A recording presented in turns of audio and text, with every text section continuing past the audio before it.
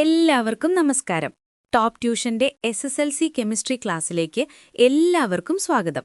ഇന്ന് നമ്മൾ പഠിക്കാൻ പോകുന്നത് കെമിസ്ട്രിയിലെ വളരെ പ്രധാനപ്പെട്ടതും രസകരവുമായ ഒരു അധ്യായമാണ്.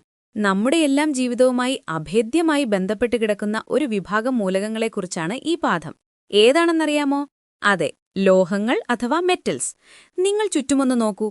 നമ്മൾ ഇരിക്കുന്ന ബെഞ്ച്, എഴുതുന്ന പേന, നമ്മുടെ വാഹനം, വീട്, മൊബൈൽ ഫോൺ, എവിടെയും ലോഹങ്ങളുടെ സാന്നിധ്യമില്ലേ? ശിലായുഗത്തിൽ നിന്ന് മനുഷ്യനെ ലോഹയുഗത്തിലേക്ക് കൈപിടിച്ചുയർത്തിയത് ഈ ലോഹങ്ങളുടെ കണ്ടുപിടുത്തമാണ്. ചെമ്പ്, വെങ്കലം, ഇരുമ്പ്, ഓരോ ലോഹവും മനുഷ്യന്റെ പുരോഗതിയുടെ ഓരോ നാഴികക്കല്ലുകളാണ്. അപ്പോൾ ഈ ലോഹങ്ങളെല്ലാം നമുക്ക് എങ്ങനെയാണ് കിട്ടുന്നത്? കടയിൽ പോയി വാങ്ങിക്കാൻ കിട്ടുമോ? ഇല്ല, ഇവയെല്ലാം നമുക്ക് ഭൂമിയിൽ നിന്നാണ് ലഭിക്കുന്നത്. പക്ഷേ സ്വർണം, വെള്ളി പോലുള്ള ചില ലോഹങ്ങളൊഴികെ മറ്റൊന്നും ശുദ്ധമായ രൂപത്തിലല്ല കാണപ്പെടുന്നത്.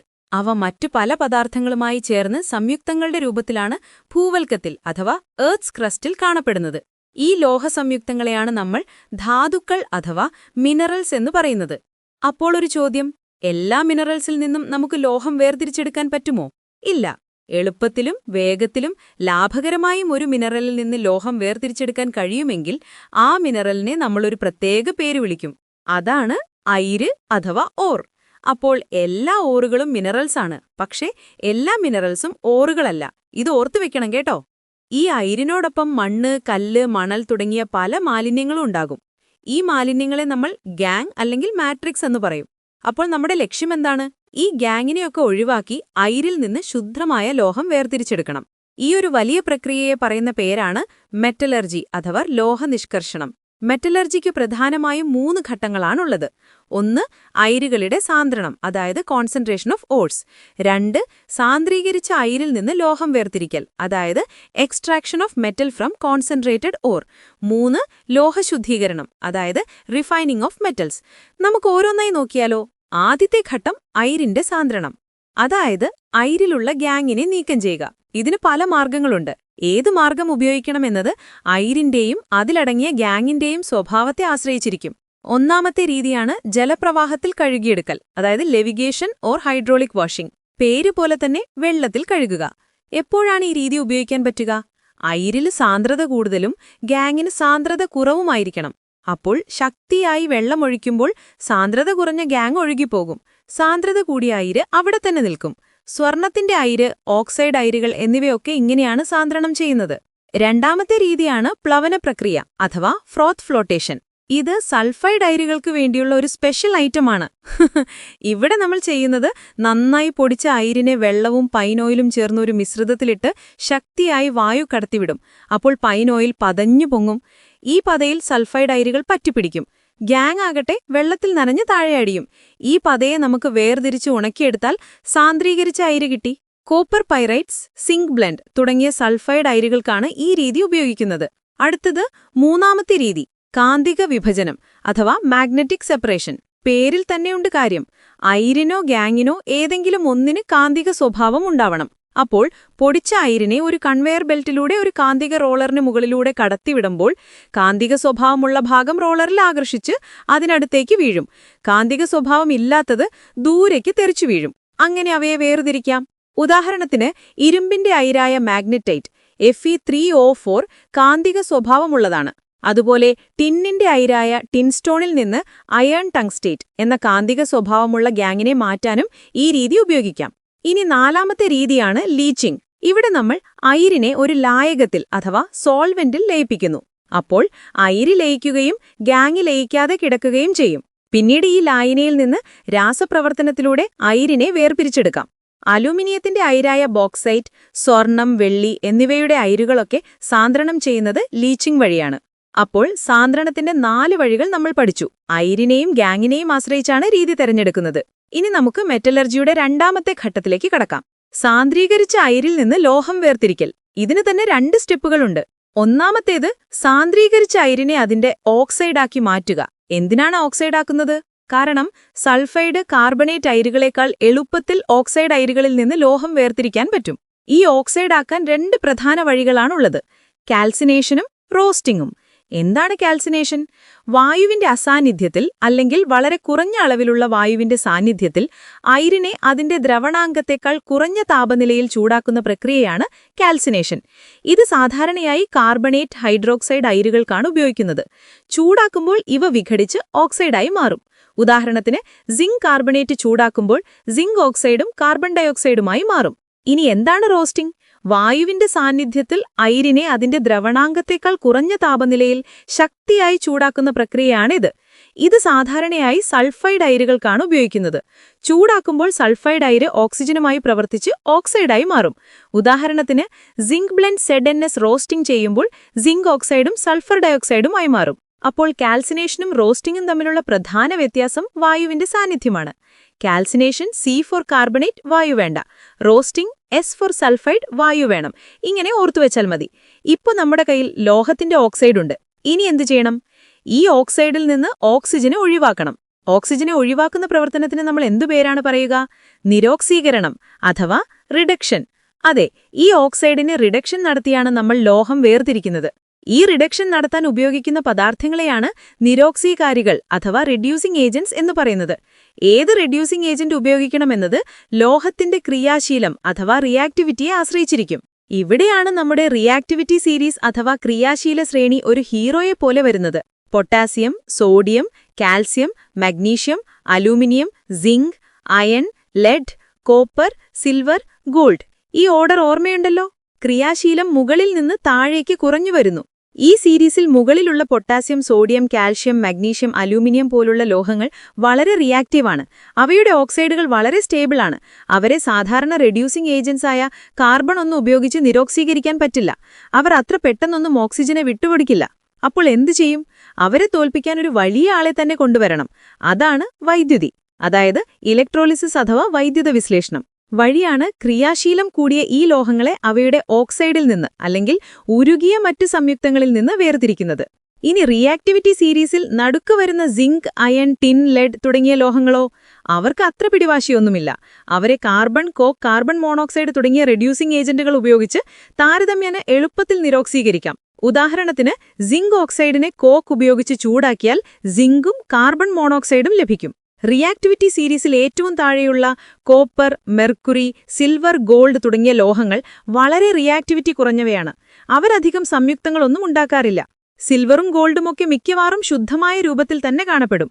മെർക്കുറിയുടെ സൾഫൈഡ് അയിരായ സിന്നബാർ ഒന്ന് ചൂടാക്കിയാൽ മതി, അത് വിഘടിച്ച് മെർക്കുറി ലഭിക്കും. അപ്പോൾ കണ്ടോ, ഒരു ലോഹത്തെ എങ്ങനെ വേർതിരിക്കണമെന്ന് തീരുമാനിക്കുന്നത് അതിന്റെ റിയാക്ടിവിറ്റിയാണ്. റിയാക്ടിവിറ്റി കൂടിയാൽ ഇലക്ട്രോളിസിസ്, ഇടത്തരം റിയാക്ടിവിറ്റിയാണെങ്കിൽ കാർബൺ ഉപയോഗിച്ച് റിഡക്ഷൻ, റിയാക്ടിവിറ്റി കുറവാണെങ്കിൽ ചിലപ്പോൾ വെറുതെ ചൂടാക്കിയാൽ മതിയാകും. അപ്പോൾ നമ്മൾ മെറ്റലർജിയുടെ 2 പ്രധാന ഘട്ടങ്ങൾ പൂർത്തിയാക്കി. ആദ്യം അയിരിനെ സാന്ദ്രീകരിച്ചു, പിന്നെ അതിനെ ഓക്സൈഡാക്കി, അവസാനം ഓക്സൈഡിനെ നിരോക്സീകരിച്ച് ലോഹം വേർതിരിച്ചു. പക്ഷെ ഇങ്ങനെ കിട്ടുന്ന ലോഹം 100% ശുദ്ധമായിരിക്കുമോ? ഇല്ല, അതിലിപ്പോഴും ചെറിയ തോതിൽ മാലിന്യങ്ങളുണ്ടാകാം. ഈ മാലിന്യങ്ങളെ കൂടി നീക്കം ചെയ്ത് തനി തങ്കം പോലത്തെ ശുദ്ധമായ ലോഹമുണ്ടാക്കുന്ന അവസാനത്തെ ഘട്ടമാണ് ലോഹശുദ്ധീകരണം. അതിനെക്കുറിച്ച് നമുക്ക് അടുത്ത ഭാഗത്തിൽ വിശദമായി പഠിക്കാം. അപ്പോൾ ഇതുവരെ പഠിച്ചത് എല്ലാവർക്കും മനസ്സിലായോ? മിനറൽ, ഓർ, ഗാങ് എന്താണെന്ന് പഠിച്ചു. മെറ്റലർജിയുടെ 3 ഘട്ടങ്ങൾ പരിചയപ്പെട്ടു. സാന്ദ്രണത്തിന്റെ 4 രീതികൾ ഉദാഹരണസഹിതം പഠിച്ചു. കാൽസിനേഷനും റോസ്റ്റിംഗും തമ്മിലുള്ള വ്യത്യാസം മനസ്സിലാക്കി. ലോഹത്തിന്റെ റിയാക്ടിവിറ്റി അനുസരിച്ച് നിരോക്സീകരണ രീതി എങ്ങനെ മാറുന്നു എന്നും കണ്ടു. അപ്പോൾ ബാക്കി വിശേഷങ്ങളുമായി നമുക്ക് അടുത്ത ഭാഗത്തിൽ കാണാം. കഴിഞ്ഞ ഭാഗത്ത് നമ്മൾ മെറ്റലർജിയുടെ 2 പ്രധാന ഘട്ടങ്ങൾ പഠിച്ചു നിർത്തി: സാന്ദ്രീകരണവും ലോഹം വേർതിരിക്കലും. ഇപ്പോൾ നമ്മുടെ കയ്യിൽ ലോഹം കിട്ടിയിട്ടുണ്ട്, പക്ഷേ അത് പൂർണ്ണമായും ശുദ്ധമല്ല.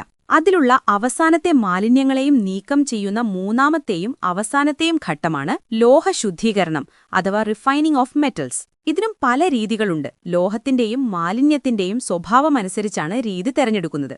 1ാമത്തെ രീതിയാണ് ഉരുക്കി വേർതിരിക്കൽ അഥവാ ലിക്വേഷൻ. ദ്രവണാങ്കം കുറഞ്ഞ ലോഹങ്ങളിൽ ദ്രവണാങ്കം കൂടിയ മാലിന്യങ്ങളുണ്ടെങ്കിൽ ഈ രീതി ഉപയോഗിക്കാം. ഇവിടെ നമ്മൾ ചെയ്യുന്നത് ഒരു ചരിഞ്ഞ പ്രതലമുള്ള ഫർണസിൽ വെച്ച് ഈ അശുദ്ധമായ ലോഹത്തെ ചൂടാക്കും. അപ്പോൾ ദ്രവണാങ്കം കുറഞ്ഞ ശുദ്ധമായ ലോഹം ഉരുകി താഴേക്ക് ഒഴുകിവരും. ദ്രവണാങ്കം കൂടിയ മാലിന്യങ്ങൾ ഉരുകാതെ അവിടെ തന്നെ നിൽക്കും. ടിൻ, ലെഡ് തുടങ്ങിയ ലോഹങ്ങൾ ഇങ്ങനെയാണ് ശുദ്ധീകരിക്കുന്നത്. അടുത്ത രീതിയാണ് സ്വേദനം അഥവാ ഡിസ്റ്റിലേഷൻ.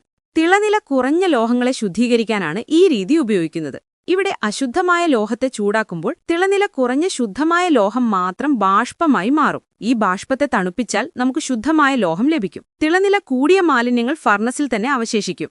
സിങ്ക്, കാഡ്മിയം, മെർക്കുറി തുടങ്ങിയ ലോഹങ്ങൾ ഡിസ്റ്റിലേഷൻ വഴിയാണ് ശുദ്ധീകരിക്കുന്നത്. ഇനി ഏറ്റവും പ്രധാനപ്പെട്ടതും സാധാരണയായി ഉപയോഗിക്കുന്നതുമായ രീതിയാണ് വൈദ്യുത വിശ്ലേഷണ ശുദ്ധീകരണം അഥവാ ഇലക്ട്രോലൈറ്റിക് റിഫൈനിംഗ്. നമ്മൾ കഴിഞ്ഞ പാഠത്തിൽ ഇലക്ട്രോളിസിസ് പഠിച്ചതോർമ്മയില്ലേ? അതുതന്നെ സംഭവം. ഇവിടെ അശുദ്ധമായ ലോഹത്തെ ആനോഡായും അതേ ലോഹത്തിന്റെ ഒരു നേർത്ത ശുദ്ധമായ തകിടിനെ കാഥോഡായും എടുക്കുന്നു. ആ ലോഹത്തിന്റെ തന്നെ ഒരു ലവണലായനി സാൾട്ട് സൊല്യൂഷനായും ഉപയോഗിക്കുന്നു. ഇനി വൈദ്യുതി കടത്തിവിടുമ്പോൾ എന്ത് സംഭവിക്കും? ആനോഡിലുള്ള അശുദ്ധമായ ലോഹത്തിലെ ശുദ്ധമായ ലോഹം മാത്രം ഓക്സീകരണം സംഭവിച്ച് അയോണുകളായി ഇലക്ട്രോലൈറ്റിലേക്ക് ലയിക്കും. ഈ അയോണുകൾ നേരെ നെഗറ്റീവ് ചാർജുള്ള കാഥോഡിലേക്ക് പോയി അവിടെ നിരോക്സീകരണം സംഭവിച്ച് ശുദ്ധമായ ലോഹമായി പറ്റിപ്പിടിക്കും. അപ്പോൾ ആനോഡ് ഉപയോഗിക്കുന്തോറും കനം കുറഞ്ഞു വരികയും കാഥോഡ് കനം കൂടി വരികയും ചെയ്യും. മാലിന്യങ്ങളോ?